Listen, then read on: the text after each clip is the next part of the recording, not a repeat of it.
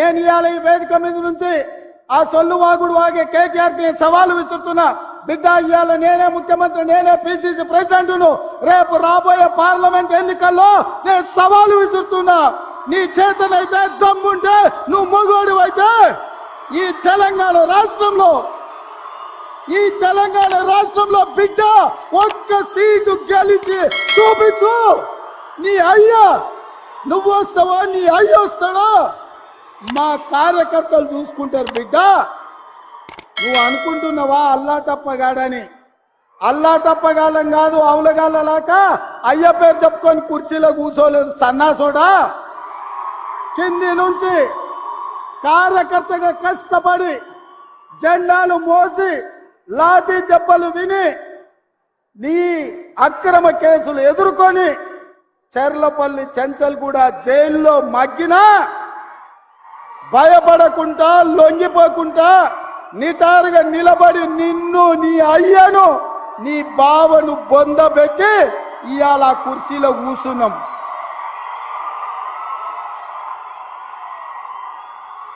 ఈ కుర్చీ ఇనాం కింద వచ్చింది కాదు, ఈ కుర్చీ అయ్య పేరు చెప్తూ వచ్చింది కాదు బిడ్డ. నల్లమల్ల అడవి నుంచి తొక్కుకుంటూ వచ్చి నీలాగటో నెత్తి మీద కాలు పెట్టి తొక్కి ఆ కుర్చీలో కూర్చోబెట్టింది మా కార్యకర్తలు. ఇవాళ కుర్చీ ఉందంటే అది మా కార్యకర్తల త్యాగం.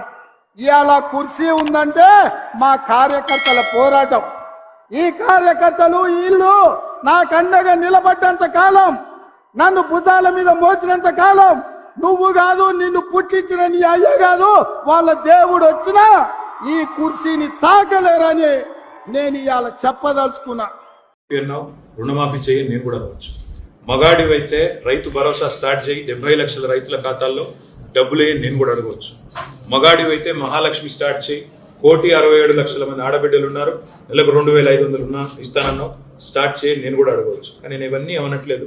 ఒక్క సీట్ అయినా గెలవము అనే మాట మాట్లాడావు కదా.